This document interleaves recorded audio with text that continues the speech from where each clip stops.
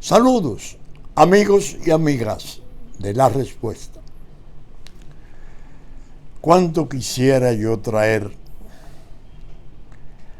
a esta primera parte del programa una buena noticia sobre la pandemia, sobre el azote. Desgraciadamente, cada semana nos ofrece las malas noticias de los amigos muertos, de los compatriotas y hermanos muertos, de las familias que sufren penurias, estrecheces, con motivo del desastre económico que implica el ataque. Sigue siendo, en su segunda ola, mortífero. Y lo peor, que han logrado regar dudas y han atacado el esfuerzo enorme de las vacunas. Y hay que armarse de valor y asumirla, pero habrá una parte importante de la población que va a sucumbir a los ataques. No es confiable, falta otra prueba, la prueba es muy escasa. Y eso lo que hace es que alienta la tristeza. Lamentablemente, los números, las estadísticas que la autoridad te está dando son dolorosos. Seguir atento el curso de este desastre que nos ha puesto en una situación especialísima, al grado de que ya hay pensadores que escriben sobre si esto en realidad es el principio del fin, porque muta. Hay otras variedades de virus aún más letales. Es decir, un ataque como este, con un arsenal, como se dice que existe ya, de virus aún más letales, es para la desesperanza, para el desaliento. Confiemos en Dios Todopoderoso, que pueda interceder, suprimir, para mejor decir, porque Él no intercede, tanta aflicción en el mundo. Bien, en el programa de hoy traigo algo que me ocurrió durante la semana. Ustedes me han oído hablar siempre de que La Respuesta, en su larga vida ya, cuenta con los interlocutores entre la gente que la sigue y comenta y aconseja, diferidos, porque no es un programa en vivo, se graba previamente. En la semana un amigo me observaba algo que me llamó la atención. Me dijo, mira, por lo que estoy viendo, los temas que está tratando son pesados. Se está refiriendo a la problemática norteamericana, que es problemática del mundo. Y lo está haciendo por la respuesta y por la pregunta, el blog de los miércoles.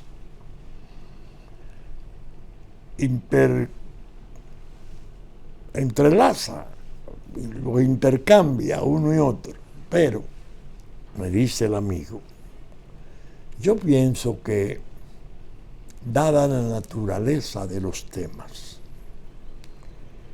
debe de darle prioridad a lo escrito, porque lo escrito queda. Las palabras se las lleva el viento. Alguien conserva, se mantiene en YouTube, pero la respuesta tiende a perderse como todo programa oral. A mí me parece, me decía el amigo, que tú debes reforzar la respuesta con la pregunta, porque no estás tratando temas banales, ni diciendo sandeces. Y es bueno, como tú alegas, que la misión esencial del programa, yo soy un interactivo de él, diferido, como tú llamas, es orientar. Me gusta más que el programa tenga alguna contribución escrita de la pregunta. Le da más unidad y consistencia a tus pensamientos. Me puso a pensar.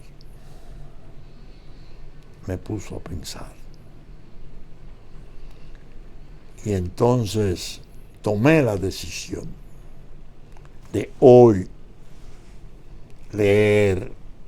Ya lo había hecho hace algunas semanas, pero todavía estaba muy informe, muy en ciernes la preocupación.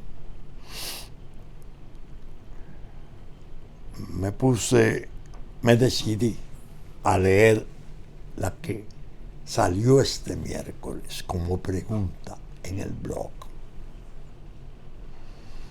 Es una especie de macroeditorial que en gran medida no la suprime, desde luego, pero la alimenta a la respuesta.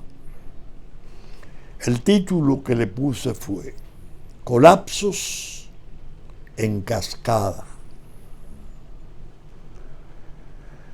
No se debe descuidar el examen de las dimensiones y características del enorme drama del ocaso de instituciones fundamentales norteamericanas. Trump está haciendo las veces de un David frente al Goliat del Leviatán de Davos. Eso lo sabemos ya, pero se envuelve en otros componentes del desastre que no pueden ser considerados meros efectos colaterales del enfrentamiento central en el ámbito electoral. Este constituyó una especie de espejismo, pues los daños mayores y permanentes se produjeron en otros campos. Se trata, pues, de daños más que esenciales, producidos en ocasión del doloroso descalabro en cascada que afectara poderes públicos vitales como el judicial, el legislativo y, yendo más lejos aún, en las plataformas de las superestructuras digitales. Esto último a escala mundial.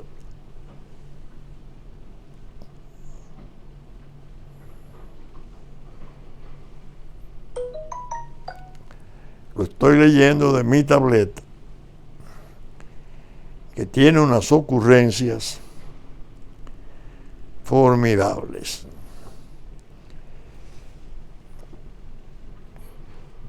Bien, prosigo.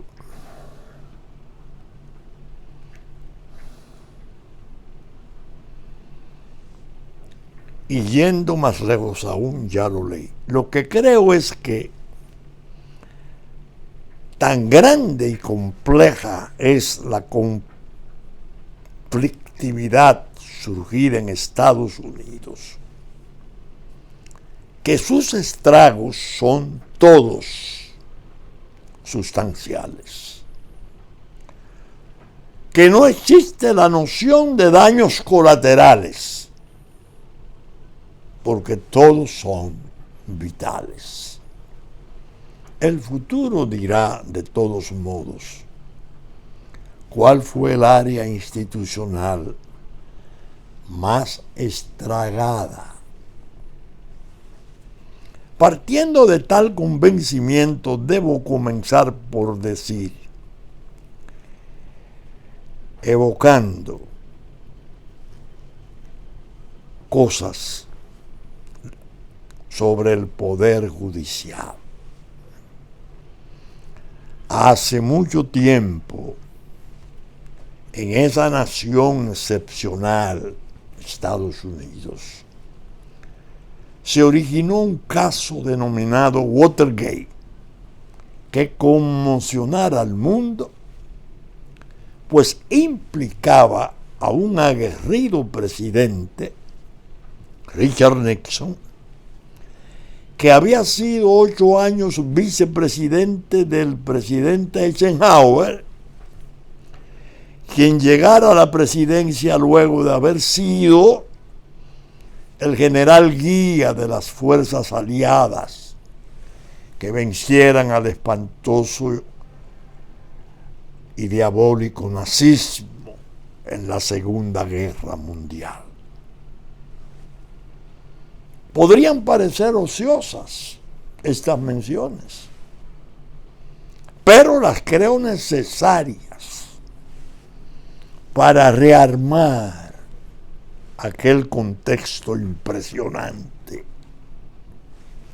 a fin de que la entiendan mejor las nuevas generaciones, tan expuestas siempre a las deformaciones de la historia, que tantas veces imponen los intereses creados peores de siempre.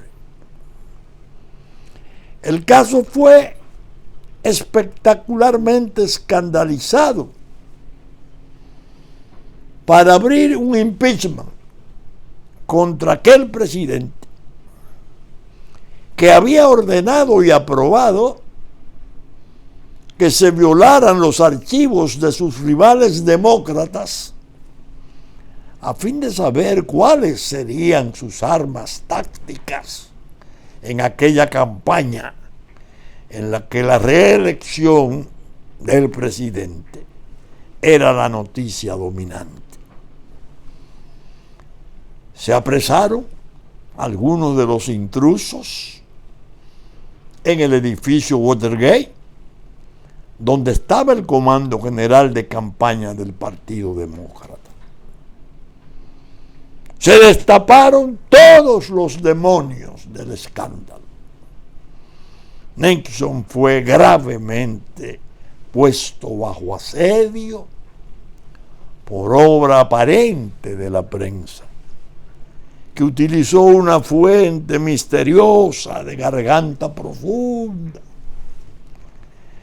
y no se tuvo necesidad de llegar al juicio político ante el Senado, pues se logró el objetivo verdadero, su renuncia. Se dijo entonces que la renuncia, obedecía al miedo del presidente de pasar a ser juzgado por la justicia ordinaria norteamericana. Desde luego, se impone recordar y retener que ese renunciante, presidente, había obtenido una victoria abrumadora en su reelección, algo que revelaba lo innecesario que para él resultaba ponerse a espiar a un partido demócrata que desde el principio se sabía era un perdedor. Lo perdonó el vicepresidente Ford que le sustituyera, pero tuvo que irse a sufrir un retiro forzado por el oprobio de sus acusadores. Murió largo tiempo después y fueron tenues las pruebas de remordimientos de sus enemigos, que al final, no sin cinismo, parecieron reconocerle su inconfesada condición de víctima de una trama. Trama real desde adentro. Lo cercaron de amenazas, al grado que terminó su presidencia padeciendo una real paranoia, convencido de que era espiado por las propias agencias de inteligencia y seguridad de su gobierno. ¿Por qué traigo a cuentas con cierto detenimiento estas cosas?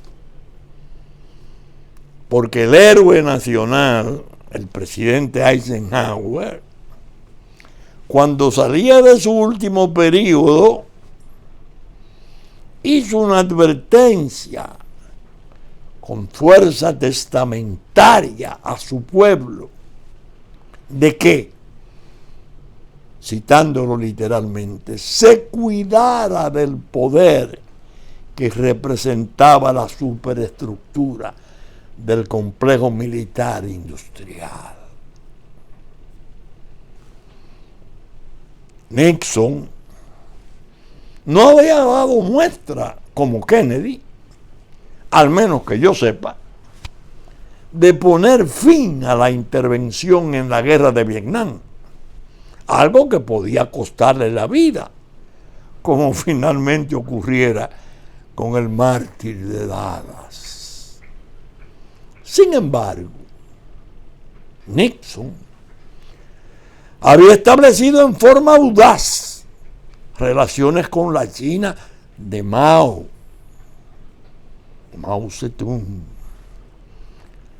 por preocupaciones puramente ideológicas frente a la otra superpotencia, la Unión de Repúblicas Socialistas, la URSS.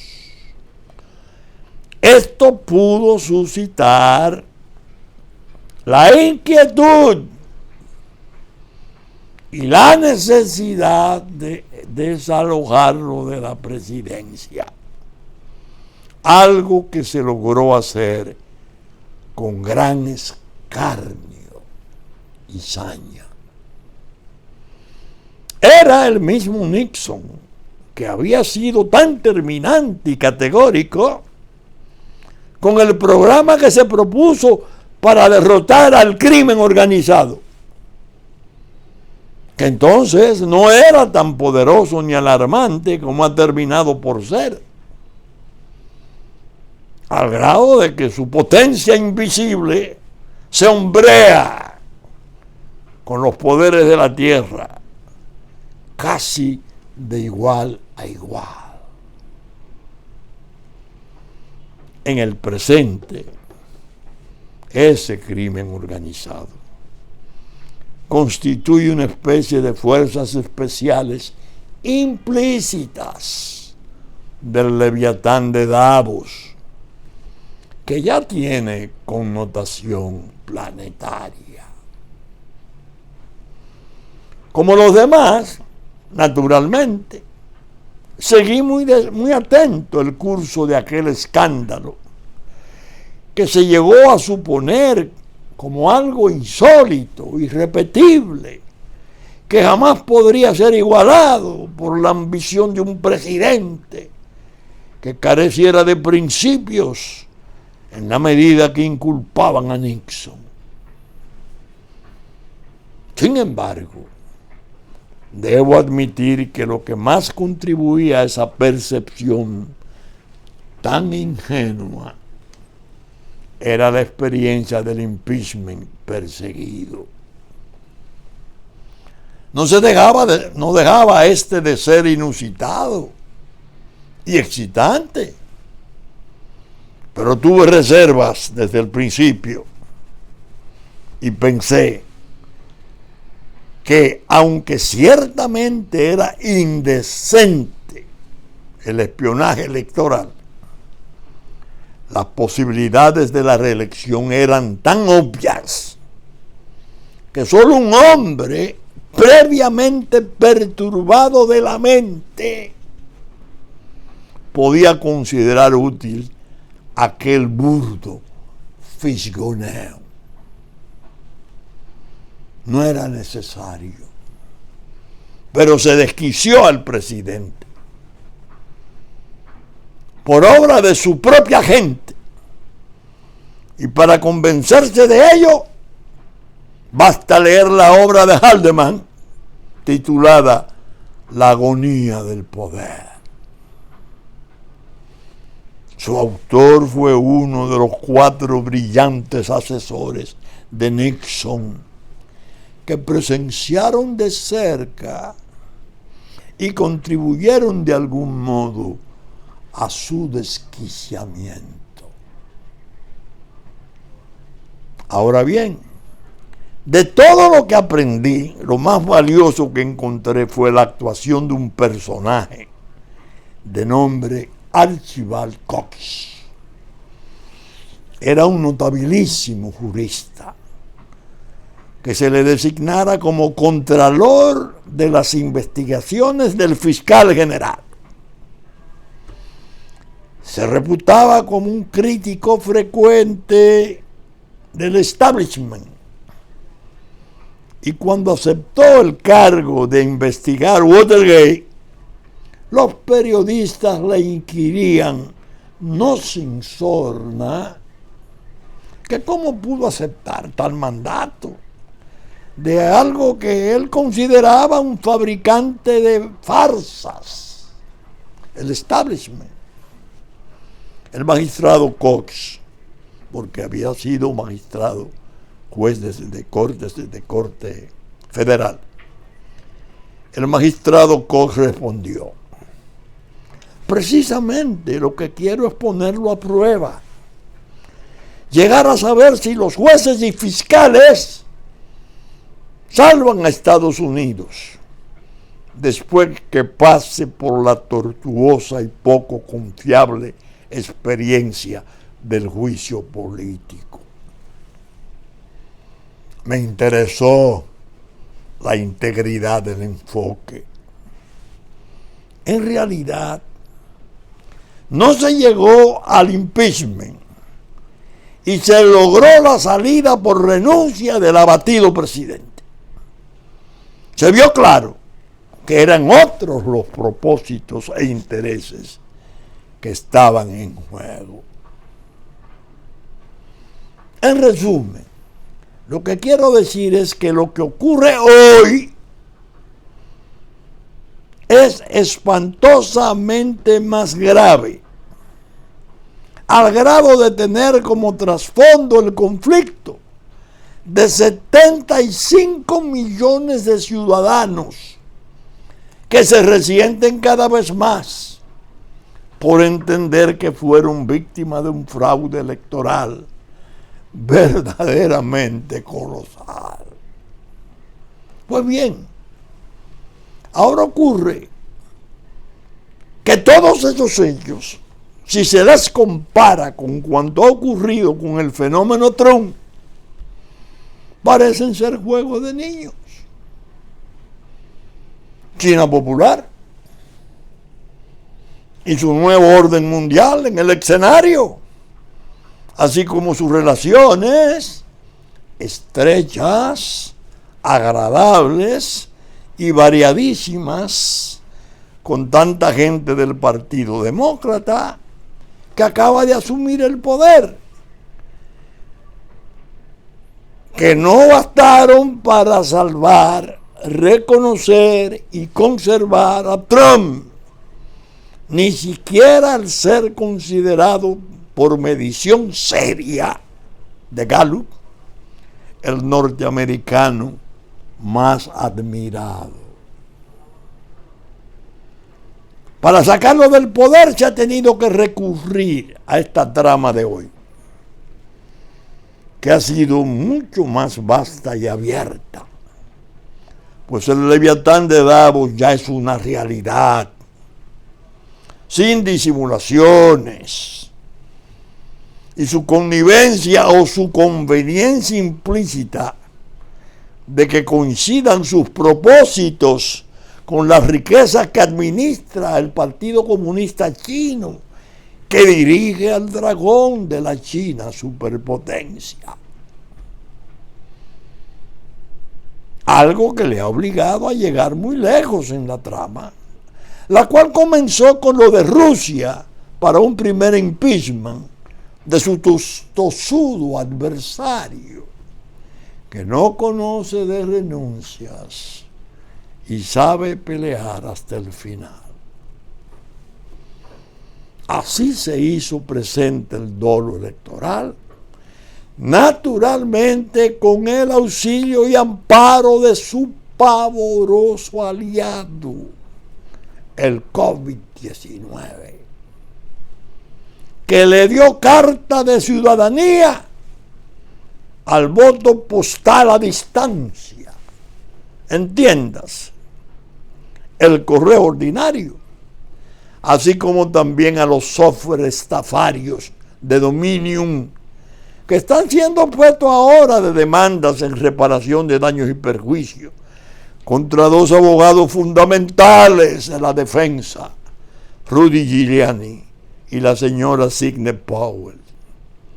Esto en el umbral del intento del segundo impeachment, el actual. Tenía el Leviatán de Davos, además, que hacer llegar su poder infinito hasta la prensa mundial y, sobre todo, favorecerse de su capacidad de intimidación para evadir el fuero judicial, más temido que respetado, el cual se supo inhibir para no conocer de las demoledoras evidencias del dolo electoral, tanto en su vertiente postal como en la electrónica. Lo de los tribunales menores y las cortes estatales fue una descomunal indecencia al rehusarse sin recato a conocer y decidir acerca de los agravios infligidos por el dolo. Naturalmente, contando con el silencio, los apañamientos y las deformaciones de la comunicación social plurivalente, como su estrafalaria aliada. Pero donde fue más doloroso, inexplicable, sorprendente, imperdonable el colapso, fue en el nivel de Corte Suprema.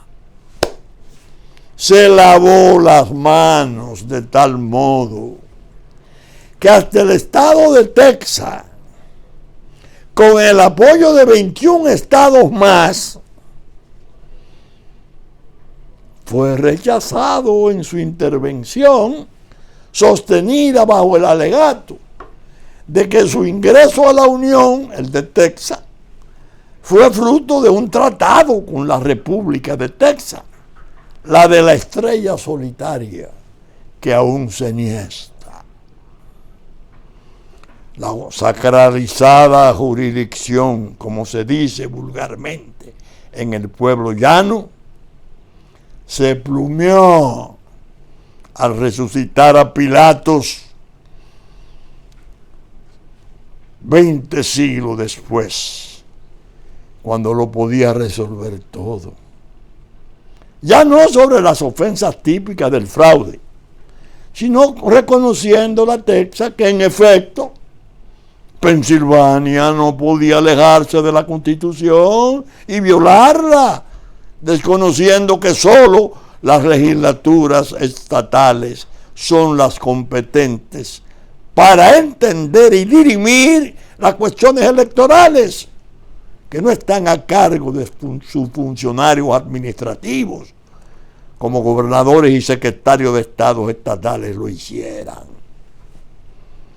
El daño, pues, que recibiera el viejo prestigio, ya en vía de extinción, de la Corte Suprema, no es un efecto de mero daño colateral, no, es una ruina institucional muy indeleble, dado que se ha abierto paso a las peores sospechas.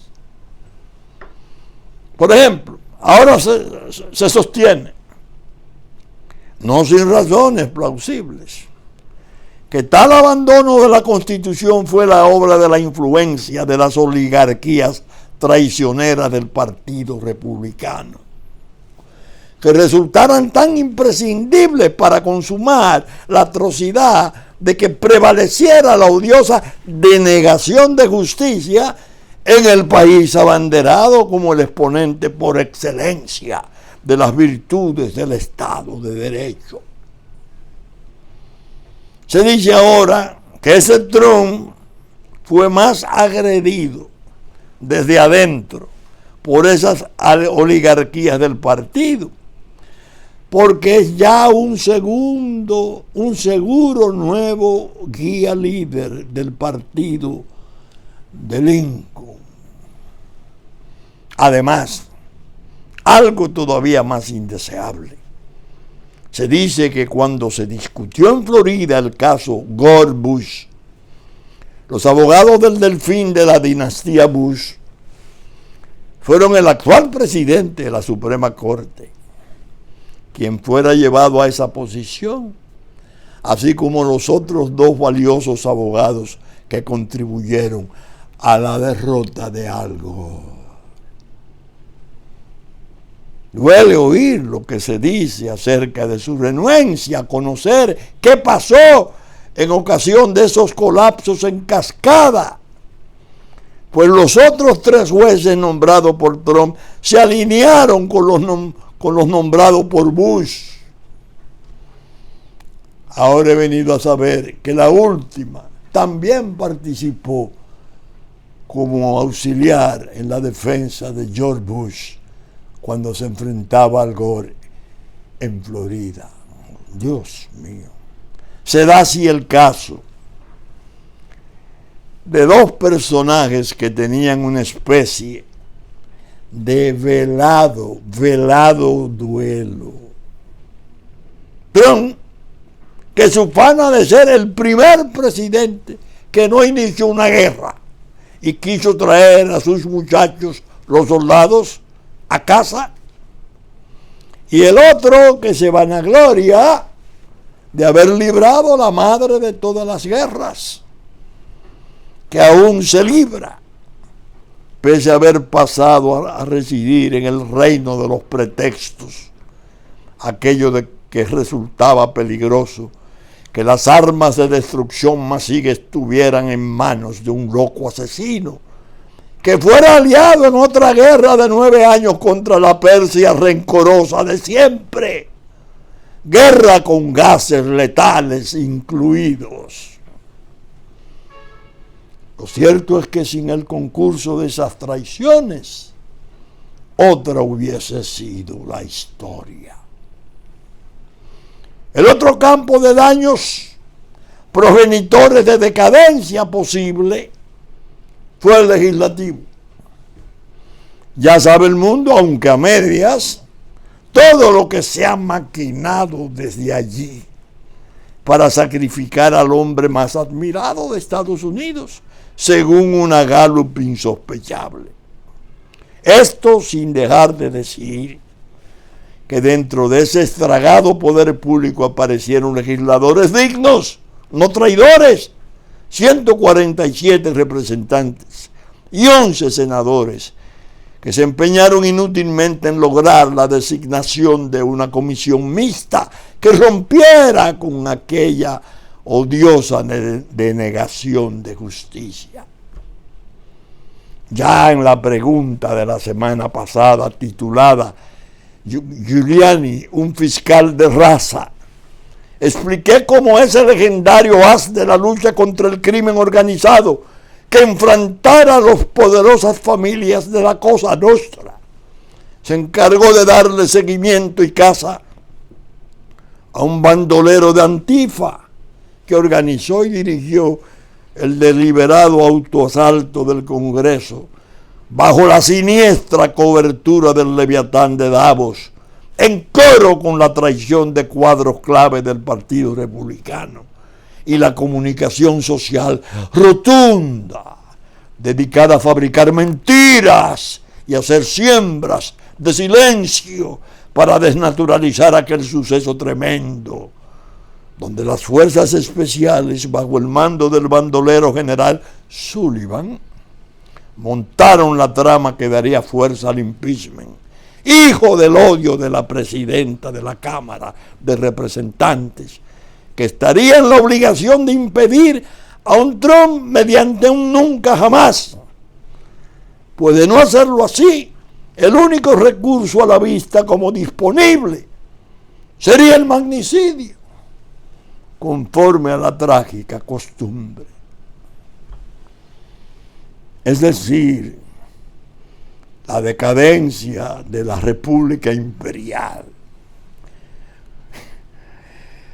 se comienza a manifestar de las formas más extrañas y conmovedoras. Por ejemplo, regresar a los soldados a casa es un pecado mortal. El presidente héroe de la Segunda Guerra Mundial lo advirtió en su noble testamento. Pero bien, confío que con estas alusiones mínimas del descalabro, ustedes podrán contrastar la profundidad del pensamiento del jurista Archibald Cox, que tanto me impresionara cuando asumió las funciones de contralor de la investigación que hacía el fiscal especial en aquel juego de niños que ha terminado por ser Watergate. El magistrado Cox fue decisivo, porque Nixon estaba tan enfermo en su paranoia que había ordenado grabar todo cuanto él conversara, Nixon.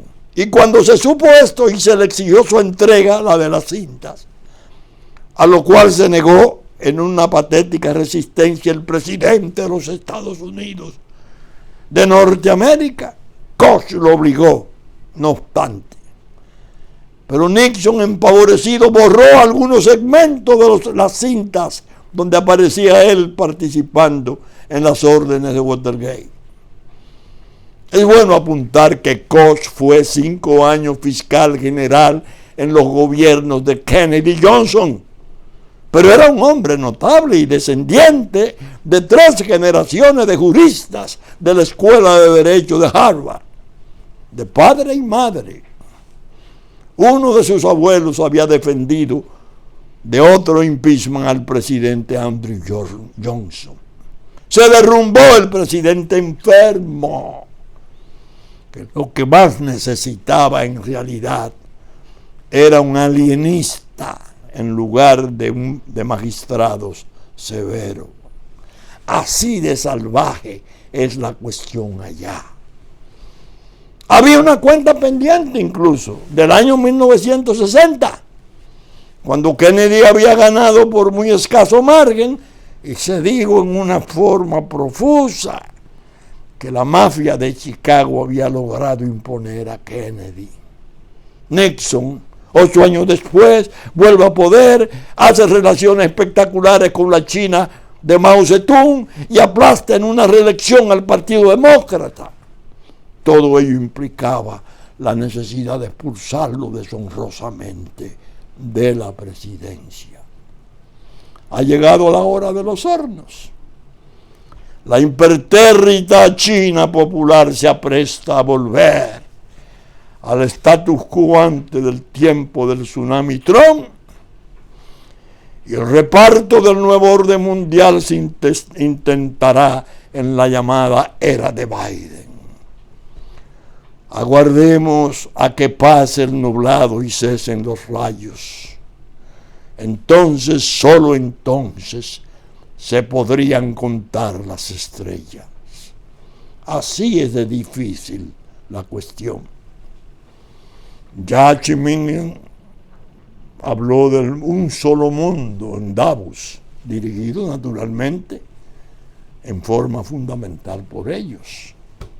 El último y más sensacional de los colapsos, que no son daños colaterales sino esenciales, ha sido el de las plataformas digitales, que durante sus primeros tiempos lucieron como el albergue mejor para luchar contra los abusos de las manipulaciones de los hechos, que ha tenido como misión odiosa una prensa mundial en manos de dueños cada vez más peligrosos, que operan desde las entrañas de fuego del globalismo.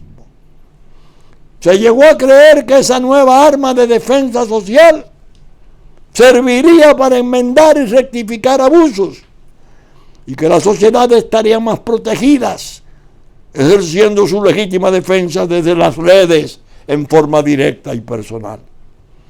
Eso llegó tan lejos que hasta el despotismo atávico del norte de África se intentó abatir en medio de aquel espejismo de la primavera árabe. Pero la inflexión mayor fue el fenómeno Trump. Y esto le sirvió para hacer las veces de la onda de David y derribar al coloso temible en yunta del Leviatán de Davos y la China popular. Todo pareció que seguiría así, hasta que Trump se convirtió en una fuerza de apoyo popular de intensidad telúrica. En medio de la gran crisis electoral, las plataformas digitales sacaron de sus ondas agallas la vertiginosa censura y sacó la cabeza la hidra de la opresión sobre la libre expresión de la palabra y el pensamiento, como si esto se contemplara con admiración aprobatoria a imagen y semejanza del control del Partido Comunista Chino que enerva a la milenaria nación de Asia. Esto ya resulta largo. Ahora me limito a preguntarles: ¿creen ustedes que los momentos actuales del mundo no son capaces de engendrar preocupaciones mayores? ¿Entienden ustedes que mis meditaciones de cuarentena tienen fundamentos razonables? Como siempre, esperemos que el tiempo hable con su elocuencia eterna y que Dios nos proteja. Ustedes, al oír, fin de la pregunta, al oír la lectura que acabo de hacer, pienso que terminarán por darle razón al amigo que me aconsejara leer la pregunta por la densidad y la importancia del tema o de los temas. No dejárselo a la improvisación siempre galante y fácil de la elocuencia de las palabras. Hermosísimo menester que yo he ejercido desde la tribuna penal, la tribuna política. Bueno, no voy a incurrir en exceso. Lo cierto es que estamos en una situación mundial delicada, al grado de que a mí me ha impresionado de tal modo que ya estoy trabajando en la pregunta de la semana entrante. Y me pasan por la mente tantos recuerdos de cosas que he leído. Por ejemplo, una obrita corta que es inolvidable, de Emil Ludwig, 30 días de julio. El mes de julio que precediera a la Primera Guerra Mundial, la llamada Guerra de los Tronos de los Primos, 4 reyes primos, en Rusia, Alemania e Inglaterra, eran 3. En Austria. Y eso me hizo recordar cómo se produjeron 10 millones de muertos, con cuántas cosas engañosas y banales que le precedían. Después, recordar el ascenso de Hitler, las lágrimas de Hindenburg cuando lo logra von Papen hacerlo primer ministro. El viejo mariscal sabía lo que le llegaba a Alemania y al mundo. Después, la depresión del 29, la década perdida del 20, el ascenso de Hitler. En definitiva, en el 33, el mundo comenzó a marchar hacia ese campo inmenso de sus 60 millones de muertos. Y ahora veo lo que está ocurriendo. Tengo que esforzarme para olvidar Corea y Vietnam como tragedias y las propias luchas del Medio Oriente.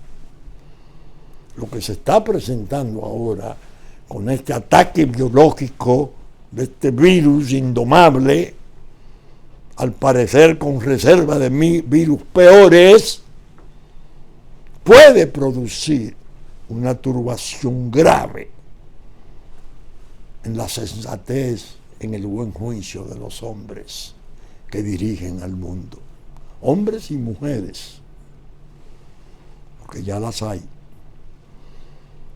Es decir, no quiero en este tiempo de reposo, de encierro, de meditación, desperdiciar lo que me surge como una necesidad de tratarlo para orientar, para darle a la sociedad nuestra, en la medida modesta en que a mí se me puede estar oyendo o leyendo, una especie de alerta sobre lo delicado de los momentos mundiales.